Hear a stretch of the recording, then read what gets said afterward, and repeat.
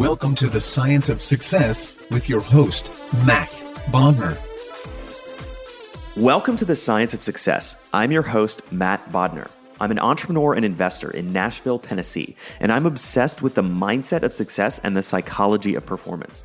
I've read hundreds of books, conducted countless hours of research and study, and I'm going to take you on a journey into the human mind and what makes peak performers tick, with a focus on always having our discussions rooted in psychological research and scientific fact, not opinion. In this episode, we explore how you can learn from dating mistakes to make better financial choices, the most expensive words in investing and how you can avoid them, why highly qualified experts are wrong more than 94% of the time, the importance of focusing on process instead of outcome, and much more with Dr. Daniel Crosby. Because the Science of Success has spread across the globe with more than 550,000 downloads, listeners in over 100 countries, hitting number one new and noteworthy, and more, I give away something awesome to my listeners every single month. This month, I'm giving away a $100 Amazon gift card to one lucky listener. All you have to do to be entered to win is to text the word SMARTER, that's SMARTER, to the number 44222. Again, that's SMARTER to 44222. For international listeners, go to our website, scienceofsuccess.co, that's scienceofsuccess.co, and join our email list. And if you want to get 10 extra entries into the giveaway, all you have to do is leave a positive review on iTunes and email me a screenshot of that review to matt@scienceofsuccess.co. That's matt@scienceofsuccess.co. In our previous episode, we discussed the secret lessons hostage negotiators around the world use to win the day, how to understand and influence people's emotional drivers, the two words that can transform any negotiation, the biggest hallmarks of powerful master negotiators, and much more with the FBI's former lead international kidnapping negotiator, Chris Voss. If you want to learn how to negotiate and influence people, listen to this episode. It's an incredible interview. He's a fascinating guy. I highly recommend checking it out. Today, we have another exciting guest on the show, Dr. Daniel Crosby. He's a psychologist and behavioral finance expert, as well as the author of the New York Times bestseller, Personal Benchmark, Integrating Behavioral Finance and Investment Management, as well as The Laws of Wealth, Psychology and the Secrets to Investing Success. He was named one of the 12 thinkers to watch by Monster.com, a financial blogger you should be reading by the AARP, and listed on the top 40 under 40 by investmentnews.com. Daniel, welcome to the Science of Success. Thank you. It's great to be here. Well, we're very excited to have you on. So for listeners who may not be familiar with you, can you tell us a little bit about kind of your background and your story? Yeah, so I have sort of a varied background. I went to school initially to be an investment manager. After a year of school, left to go on a mission from my church. So spent 2 years in the Philippines, came back with, I think, a bigger heart than I left with, and decided I wanted to go into a helping profession. So chose psychology. About 2 or 3 years into a PhD program in psychology, it was getting a little too heavy for me. I was taking work home with me. It was bumming me out, talking to sad people all day. And so I said, I love thinking deeply about why people do the things they do, but I think I need to look for a business application of behavioral principles. And so long story short, I've landed in the sort of this middle ground of behavioral finance, which is a blend of psychology and decision making and finance. That's fascinating. So for listeners who have kind of never heard that term, behavioral finance, tell us a little bit more about that. Yeah, so behavioral finance is really just trying to integrate the messiness and the irrationality of human decision making into the financial planning and investment management process. It's sort of hard to believe, I think, for people who come from the outside, but for years and years, hundreds of years, economic models were built on this idea of rational man. So built upon this mistaken notion that people are thoughtful and prudent with their money, which I think we can all point to instances in our own lives when that hasn't been the case. And so behavioral finance studies basically the mistakes and the fears and the heuristics that drive decision making and tries to incorporate them in and help people make better decisions. And then on the flip side, some of what I do is how do you make better investment decisions? How do you pick better stocks?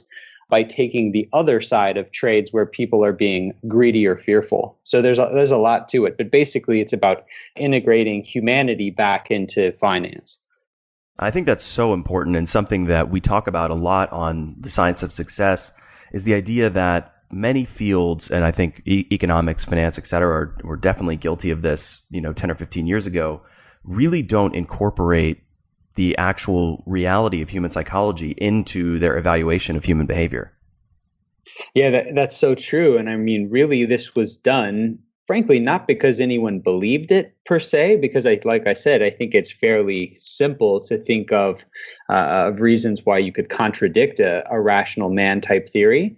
But really, I think it was done this way to build elegant, beautiful mathematical models. So I mean, your math gets a lot harder. The algorithms don't get as elegant when you have to plug Joe's six-pack into the equation. And so it's not quite as pretty, but it's maybe a little more realistic. So you have a TED Talk where you talk about the concept of understanding money and how people think about money through the lens of love. Can you share that idea or kind of explain that?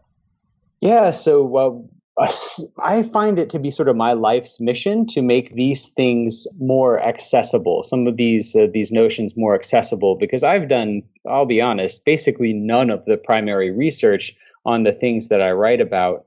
It's been done by people far smarter than me, typically in academic settings. But what I have done is I've taken these ivory tower concepts and have broken them down in a more simplified way that people can understand, because I'm from Alabama and that's what we do in Alabama. We make things as simple as possible. And so, yeah, I've done 3 TED Talks, and one of them was called Sex, Funds, and Rock and Roll. And it's in that TED Talk, I compare romantic love, sort of the irrationality of romantic love, to the way that you invest or make decisions around your money. Talk about everything from the irrationality of playing the lottery all the way down to things like the way that emotion colors risk perception. When you're in love with someone, the reason we have a 50% divorce rate or whatever is when you're in love, you're not very critical. You're not a very good assessor of risk when you're in love, because our emotional states tend to dictate how much risk we do or don't see in our environment. And so if we're feeling great, the world looks great and we don't tend to see much risk in the world around us. And so in investing and in love, maybe we need to be a little more critical and a little more even-headed, but it's certainly easier said than done, especially in romantic love. And you shared a couple different biases in that talk. One of them was as you called it, the fixer-upper bias, which is the idea that if you're dating somebody that you can change or transform them, and how that applies to people's personal finances as well. Yeah, so the fixed, sort of the analog, I mean, I think we're all familiar with the love part of that equation. We've all probably had the experience of dating someone with an eye to changing them or hoping that they would become more the person that we need them to be. The way that plays out in our investment lives is that we tend to overinvest in things that are proximal to us. So this takes a couple of turns, right? One is called home bias, where we find that people dramatically overinvest in stocks of their own country. And it's actually less of a problem in the US than elsewhere, just for the simple fact, not that we do it any less, but just the US is a bigger part of the world economy than, say, Greece. But people in Greece tend to invest in Greek companies, which is only a very, very small part of the world economy. Likewise, people in the US tend to be overweight the US economy, which accounts for about half of the stocks, half of the market capitalization of stocks globally. So we tend to think things that are closer to home are safer, and that's not always the case. The other way that this applies is that we think that if we work for a company, we can single-handedly make it better. So I spoke with someone recently who had $5 million in one stock. All of their money, $5 million was all the money they had, and it's a great deal of money. But they had all of that $5 million in one stock because that was the large publicly traded company they worked for. And his thought was, why would I spread it around? Why would I diversify? Where here I can put it in the company where I work directly. Well, of course, the irrationality there is you're one person, you're the 372nd accountant in this large multinational corporation, you can't move the needle all that much. But just like a bad romantic partner, we think that because we're involved, things will get better by virtue of our involvement alone. And that's not the case. Another bias you touched on, and I found this one really fascinating, was the idea of this time it's different, or I think another term for it might be the concept of new era thinking. Yeah, so this time is different. Those words have been called the most expensive words in investing. So this time is different with respect to romantic love. I talk about Elizabeth Taylor, who was married, I don't know, I can't remember, four or five times at least.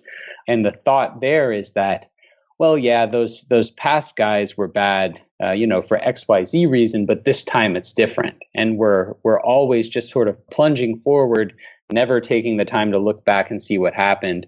So we see this type of new era thinking and investing as well. And every major bubble and crash has had this sort of new era thinking. If you go back to the turn of the century when we had the dot-com bubble, I think the sort of new era thinking of the day was that traditional metrics like price to earnings and even sales and profitability didn't matter, because we were in this brave new world where things like eyeball share and clicks and things mattered in this sort of new economy. And the thing that's so tricky about new era thinking is that a lot of times it's characterized by half-truths, because as we know, the internet was indeed a big deal. I mean, it did revolutionize life and business in ways that I think we probably couldn't have even imagined 15 or 20 years ago. But what isn't the truth is that traditional metrics like earnings and profitability and things would be out the window, right? So a lot of the danger of bubbles and bad economic decision making is that there are half truths. And if you go back in history, you go back to Amsterdam, hundreds of years ago, there was a point in Dutch history where a single tulip bulb was trading for as much as a townhome. And that's because they were engaged in this new era thinking that says, hey, we have this scarce commodity. People will never be sick of tulips. They're going to appreciate forever. And we're going to be a very wealthy country. So we have to check ourselves and say, look, there are certain laws of the universe, and these things tend to come back down to earth. And this time may not be so different after all. So in the context of the current financial markets, where do you think that kind of framework applies? I think we're in a dangerous position right now, I think, because we've got two things going on. For a lot of people, I don't know how old you are. I'm in my mid-30s, creeping towards late 30s, but in my mid-30s. And, some of my first experiences of investing were bad. I mean, some of my first experiences as an investor, having a job and having enough money to put a little aside. And then you're talking 2008, 2009. So there's that primacy and recency effect, right? So I have an early memory of a very bad time. And I think no matter what people's age, people still are a little gun shy from such a dramatic come down, what is it now, 7 or 8 years ago now. But then I think we have the recent past, which is 7 years of extremely good returns, very little volatility over the last 7 years. So people are simultaneously scared because of what happened 7 or 8 years ago, and spoiled because of 7 or 8 years past of really nice returns with very little volatility by historic standards. So I think we're ripe to be frightened and make really poor decisions the next time the market takes a dip. And I mean, it will. It will. This is already one of the longest bull markets of all time. And it's really a matter of when and not if. And so people need to prepare themselves a bit for the inevitability of that. So tell me the story of one of your first consultations as a psychologist. You had a grad student who wanted to become an epidemiologist. And how do we create kind of self-fulfilling prophecies that can sort of create negative outcomes in our lives? Yeah, so my very first ever client, so my PhD is in clinical psychology, even though I work in a very different field now. And, I had to get thousands of hours of face-to-face consultations, clinical hours with clients. And so my very, very first client was a beautiful college student, very bright, very talented, and very intimidating to me as a brand new therapist. So she walks into my room and she brings with her 6 envelopes. and says to me, look, here's the story. I go, well, hey, what have you got there? And she says, here's the story. I've wanted to be an epidemiologist all my life. I've always wanted to go get a PhD in this. I've brought you these 6 envelopes because these are the 6 programs I've applied to get into a PhD program. They've all written back to me, and I cannot bring myself to open these letters because if it's bad news, I'm going to be crushed. I'm going to be just heartbroken by this bad news because this is what I've wanted since I was very young. And so very inelegantly and inarticulately, I'm sure, we sort of worked around over the course of the next session or two to the point where I helped her try and understand that oftentimes in life, in our very efforts to manage risk and make ourselves safe, we bring about the certainty of the very thing we're trying to avoid. So in her efforts to spare her feelings and avoid potential bad news, she was running up against a deadline. You, of course, have to respond to these schools and tell them if you're coming or not. She was running up against a deadline that was going to lead her into a certainty of a bad situation. And as a clinician and as a financial advisor, I see that again and again. I mean, I very, very commonly saw people who had been hurt in romantic relations say, well, I'm never going to love again, because if I never love again, that's how I keep from being lonely, right? And it's, of course, very paradoxical because in the act of trying to avoid heartache and loneliness, the possibility of heartache and loneliness, you bring about the certainty of those very things. And I see the same thing in financial markets. People fail to invest, they fail to take the ride and endure the volatility because they're scared of losing money. And it's very scary. And we all work very hard for our money, and it is scary. But in their failure to do that, they bring about the certainty that they're not going to be able to retire. We're losing 3% a year. You're losing 3% a year on your money if you're not invested just because of inflation. And so in love and in finance, I think people try and manage risk too closely, and in their efforts to do so, bring about negative realities that could have been avoided altogether. So how can we sort of let go a little bit and not manage those risks so closely? I in The Laws of Wealth, my new book, I talk about a couple of ways. I think in the first couple of chapters, I think one thing that people can learn is that the title of chapter 1 is "You Control What Matters Most."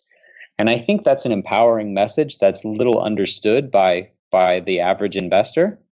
Just a couple of stats on that. A recent study by a big asset manager, they surveyed financial advisors and then they surveyed their clients. Okay, so of the financial advisors, 83% of them thought that the best thing that they could do for their clients was manage their behavior, help them manage their emotions, and make good decisions. Okay, not picking stocks, not managing taxes, not doing any of this. Managing behavior and decision making was what financial professionals perceive to be the number one value add. And the research, without getting too boring, the research backs that up. But then they turn around and ask the clients of these financial advisors, is it important to you to get help around behavior and decision making from your advisor? And only 6% said yes. And so the average investor over the past 30 years, the market's given us about 8.25% a year over the last 30 years. And the average investor has only kept 4% of that because they've entered and exited the market at exactly the wrong times. They've bought in when things were expensive. They've jumped out when things were cheap and scary, sort of rinse and repeat. And so I think if people better understood that, hey, I have more control over this process just by virtue of doing a couple of boring things like putting aside money every month, staying the course, being calm and collected. I think if the average person thinks it's in the hands of Janet Yellen or Warren Buffett or the European central banks or just some far-flung, exotic, hard to understand entity, if people understood that they're in more control than they think, I think that'd be a positive first step toward them taking back control of their financial lives. So when you say that they have more control than they realize, is that kind of a focus on the process of investing itself instead of the outcomes? Yeah, absolutely. I talk a lot about process versus outcomes in the book, and there's this great story that I share in the book by a guy who used to work in the LA Dodgers front office, a guy named Paul DePodesta. He was featured in Moneyball. So he talks about going out with a friend who had had too much to drink, and they're playing blackjack one night, and his friend has drunk and he has a 19, and his friend wants to hit, his friend wants another card.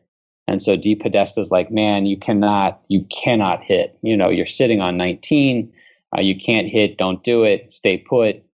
And so the friend says, get lost, I'm doing it, I'm going in. So he hits and he gets a 2.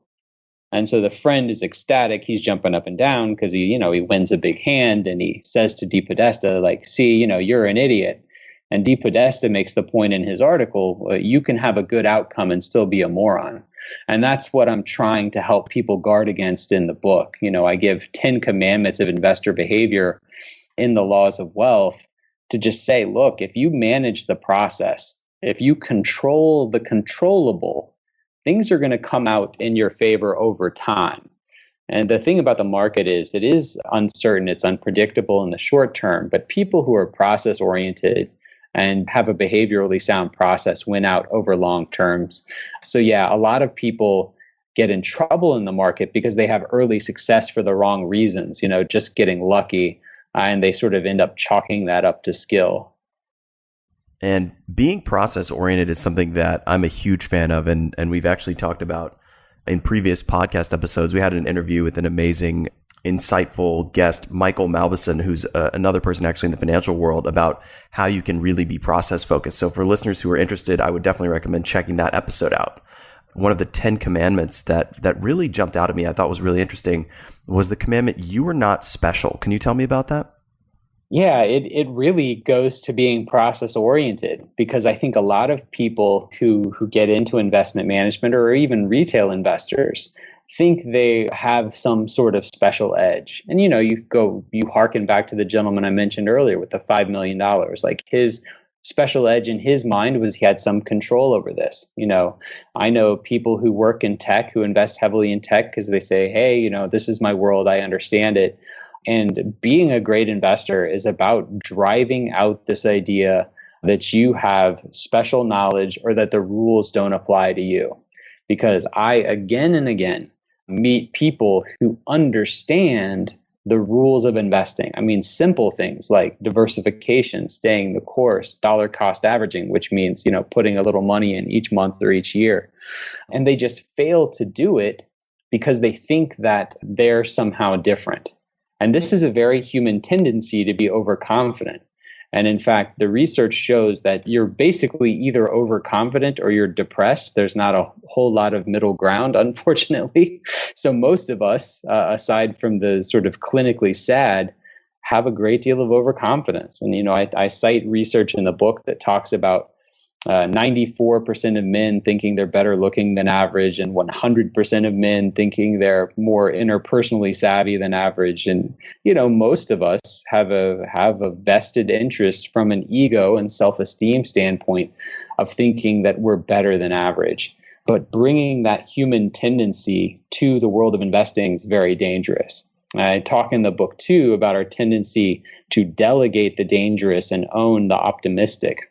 Delegate the dangerous, own the optimistic. When we're asked to rate other people's likelihood of getting cancer or getting divorced or, losing money in the stock market, we can do a very good job. But when it comes to rating our own likelihood of getting cancer, getting divorced, whatever, the numbers get very, very skewed, because we don't see ourselves as clearly as we ought to. And so this is why I think that working with a financial advisor, getting a second opinion, having a partner to check your thinking, that's the reason that all of these things are so important in the world of finance. It reminds me of that famous study about drivers, right? It's the same thing, that the majority of drivers think that they're above average. Absolutely. And it also makes me think of, something. I previously used to work on Wall Street, and one of the things that I always think when somebody tells me that, they think they can beat the market or whatever, is do you really think that you can beat these hedge funds that have billions of dollars invested in algorithms and, data farms of computers that are micro timing all these trades? There's almost no way that you're ever going to actually generate meaningful alpha as a result of, kind of what you think is a novel insight that you just saw on CNBC about some company? Yeah, I mean it's a zero sum game, and so if hedge funds are winning, someone else is losing by a comparable margin, and the odds are it's you, right? I mean, there's the old saying about if you get in a card game a few minutes in and you don't know who the sucker is, it's you, right? And I think that the same can be said of investing. So you touched on this briefly, but how do we combat that bias, or how can we help kind of mitigate some of that overconfidence?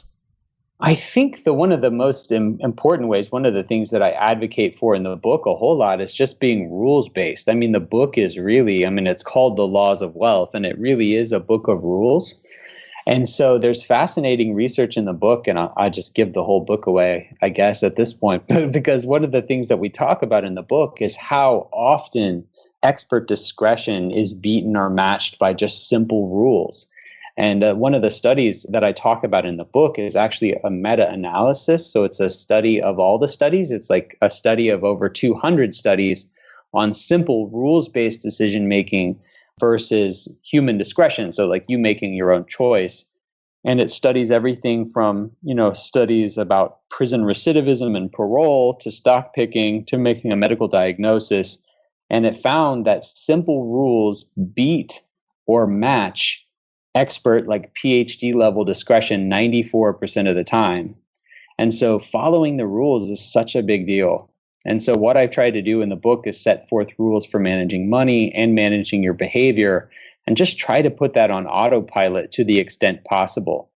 I like reading about really successful people, and one of the hallmarks of really successful people is that they try and automate their day and free up cognitive room for thinking about more important stuff. There's been a lot of talk about President Obama just wearing like 2 types of suits. He just doesn't want to think about it. Doesn't want to think about what he's going to wear. He's got bigger problems.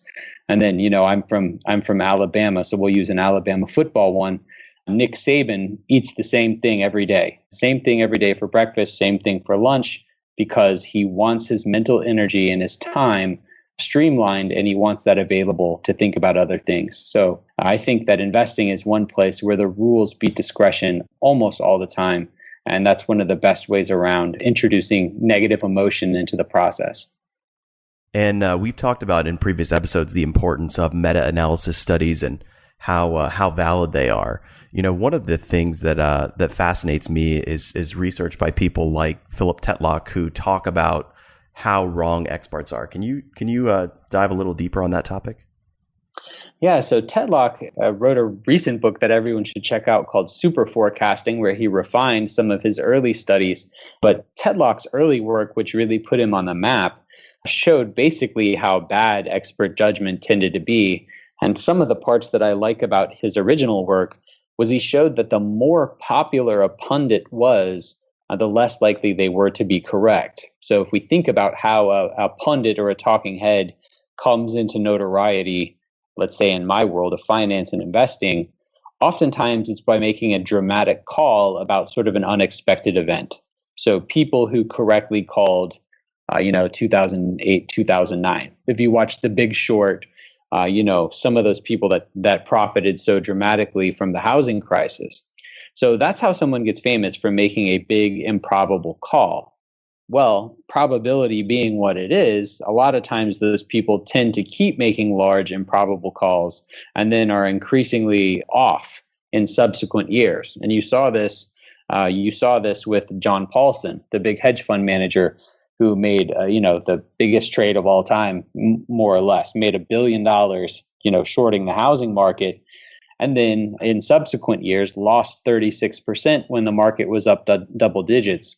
So again, a lot of times people are perma bullish or perma bearish.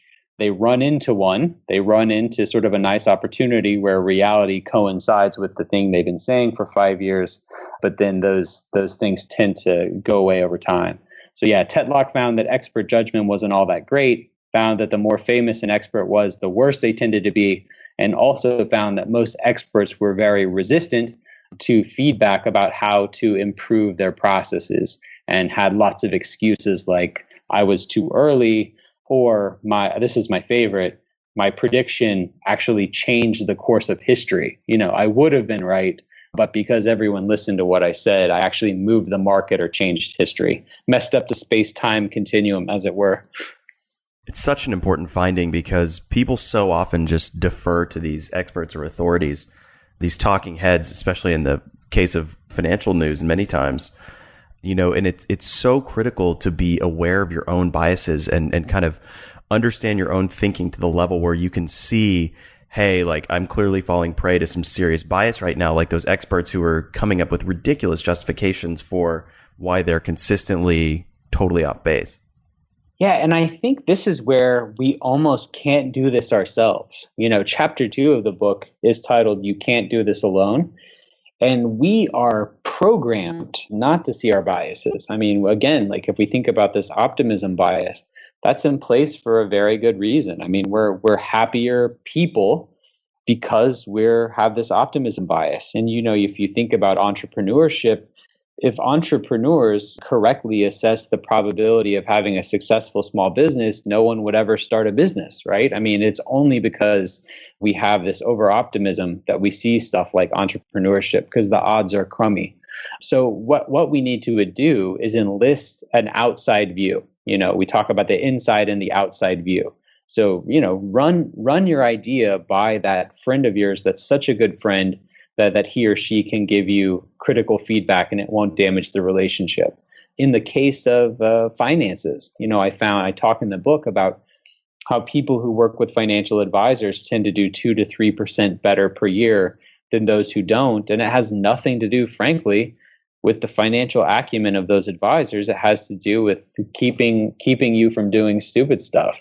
So having that trusted outside voice is, I think, the only way.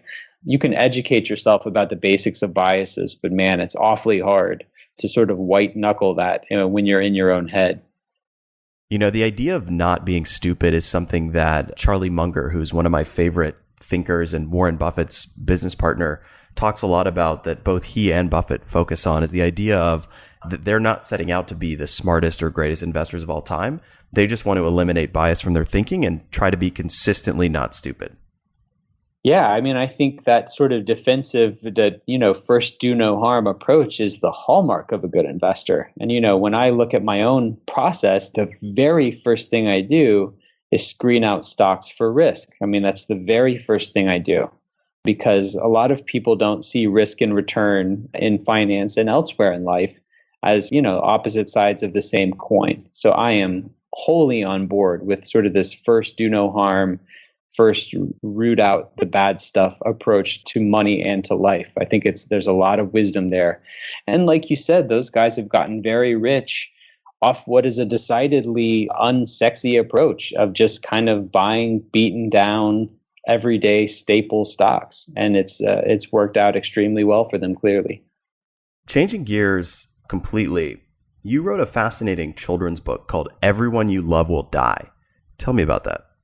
So I have 3 kids. I have a 7-year-old, a soon-to-be 3-year-old, and then a tiny baby, 3 months old. And so being a dad is like the greatest, my favorite thing I do. But, one thing I've learned with my 7-year-old is that they start to have tough questions. And so, the other day she's asking me about, God and like the nature of life and evil and, why do bad things happen to good people and all these different things that her little mind is, beginning to take in. And so we had a friend pass away.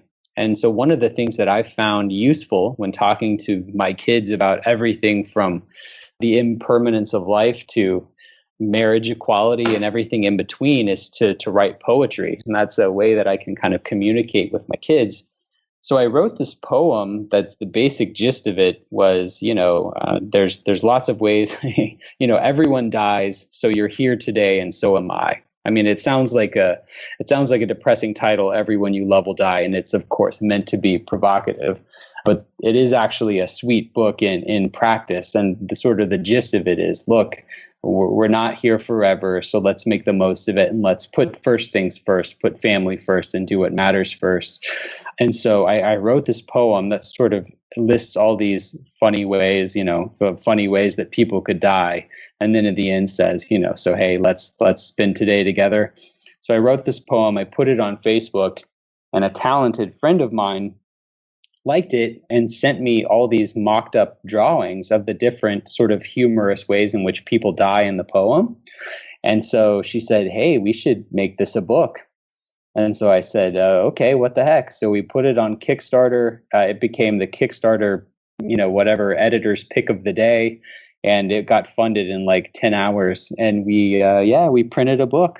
So it was very fun. It's actually, made no money off of it. It's obviously hard to get a book called Everyone You Love Will Die published by a big publisher, but it's like one of the professional things I'm most proud of. So thanks for bringing it up.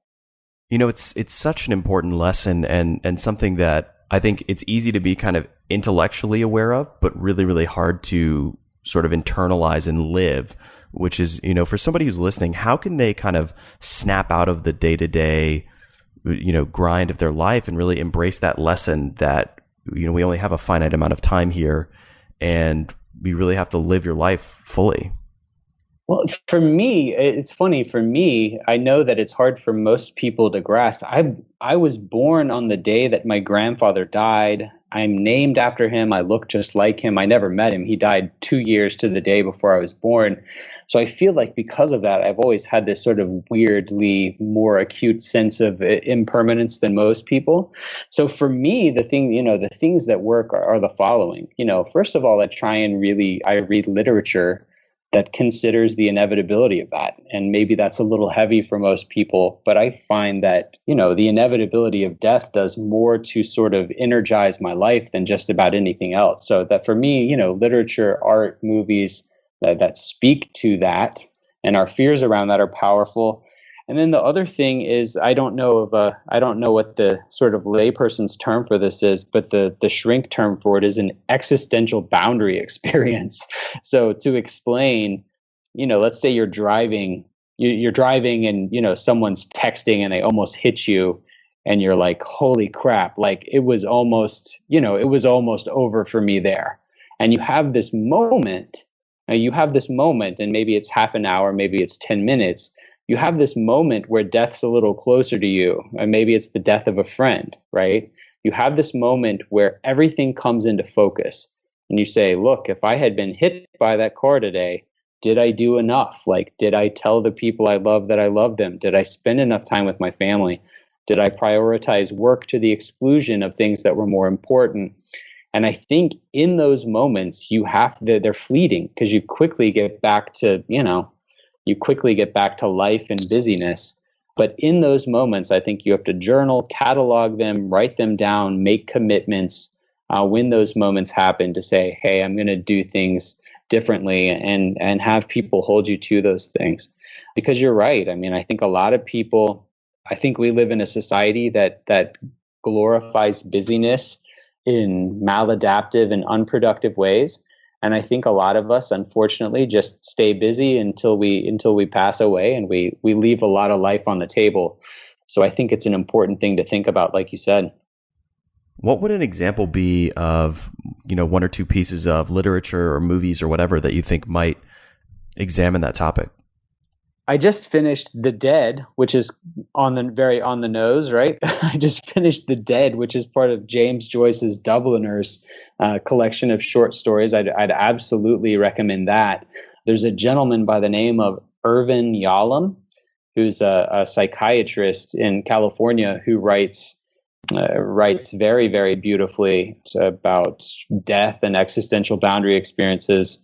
So those are the two off the top of my head that I think I've read most recently that put me in that frame of mind. But Yalom is sort of in my mind the Freud or the Jung of our day. He's probably the best guy doing it right now. So he's who I'd point you to, in addition to all the Russian literature and other people who are notoriously good at bumming you out. Well, we'll definitely include both of The Dead and a few of Yalom's books in the show notes. Kind of broadening that question out, Other than Laws of Wealth, which is a great book about a lot of the topics we've talked about, goes much deeper into the research and is a incredibly useful tool. What would you recommend for people who kind of want to do a little bit more research or dig into some of these topics? Where would you suggest they start? So I get asked this question all the time. So at the risk of plugging my own thing, I came up with a reading list. So if people just Google Nocturne Capital reading list, I have sort of all of my favorite behavioral finance books, and I have them categorized by sort of the subcategory they speak to. I think some of the classics, though, just off the top of my head, Daniel Kahneman's Thinking Fast and Slow is about the best and most comprehensive thing out there. It is a little bit of a heavy read. I mean, it's a long book, but it's very fascinating. Richard Thaler and Cass Sunstein's book, Nudge, is about the best around in terms of speaking to sort of policy nudging and sort of pushing behavior in a good direction in everything from kids' school lunches to smoking bans to safe driving. So if you're interested in that. And then in terms of the more financial side, I read some of the classics. I read Ben Graham, and the Buffett letters and things like that. But I have a pretty comprehensive list of 15 or 20 if you just look up Nocturne Capital reading list. Well, we'll definitely include the reading list in the show notes as well. Great. So for somebody who's listening here, what is one piece of kind of simple, actionable homework you would give them to implement that they might be able to use to improve their personal finances? I think there's two. I'll double down and give you two there. So I think one would be to pick 5 of the books off of the list, which will be included in the show notes, and read 5 of those books. The interesting thing about investing is there's such a quickly diminishing marginal returns on investment knowledge. Like if you read 3, 4, 5 books, you'll have 90% of all the knowledge you need to be a savvy investor. And you can read 100 more books to get the next 5 to 10% of the way, just because I think investing is simple but not easy. So I think that people would do very well to sort of educate themselves on the fundamentals of that. And I've tried to, give a good starter with those books. And then the second thing I would say is get a financial advisor and look for someone who charges a reasonable fee, who emphasizes planning and hand-holding and behavioral coaching. Because the other stuff is honestly a dime a dozen. You can get, anyone can put you in a well-diversified portfolio. That's not hard to do. What you really need is someone who's a good fit and is going to help you get that extra 3% a year that the research says you get when you work with an advisor by virtue of them helping you to make better decisions. So those are sort of the two easy pieces of advice. Educate yourself, 3 to 5 books, and then find someone to help take you the rest of the way. And then read books about more interesting things like the impermanence of life. Where can people find you online? So Twitter at Daniel Crosby, and Nocturne Capital, that's Nocturne with an E like the music, nocturnecapital.com. Well, Daniel, thank you so much for being on the show. This has been a fascinating discussion, and I've learned a tremendous amount, and we've really enjoyed having you on here. Thank you. It's been my pleasure. Thank you so much for listening to The Science of Success. Listeners like you are why we do this podcast. The emails and stories we receive from listeners around the globe bring us joy and fuel our mission to unleash human potential. I love hearing from listeners. If you want to reach out, share your story, or just say hi, shoot me an email. My email is matt@scienceofsuccess.co. That's MATT @scienceofsuccess.co. I would love to hear from you, and I read and respond to every single listener email. The greatest compliment you can give us is a referral to a friend, either live or online. If you enjoyed this episode, please leave us an awesome review and subscribe on iTunes. That helps more and more people discover the science of success. And as a thank you to you for being awesome listeners, I'm giving away a $100 Amazon gift card. All you have to do to be entered to win is to text the word SMARTER, that's SMARTER, to the number 44222. Again, that's SMARTER to 44222. Thanks again, and we'll see you on the next episode of The Science of Success.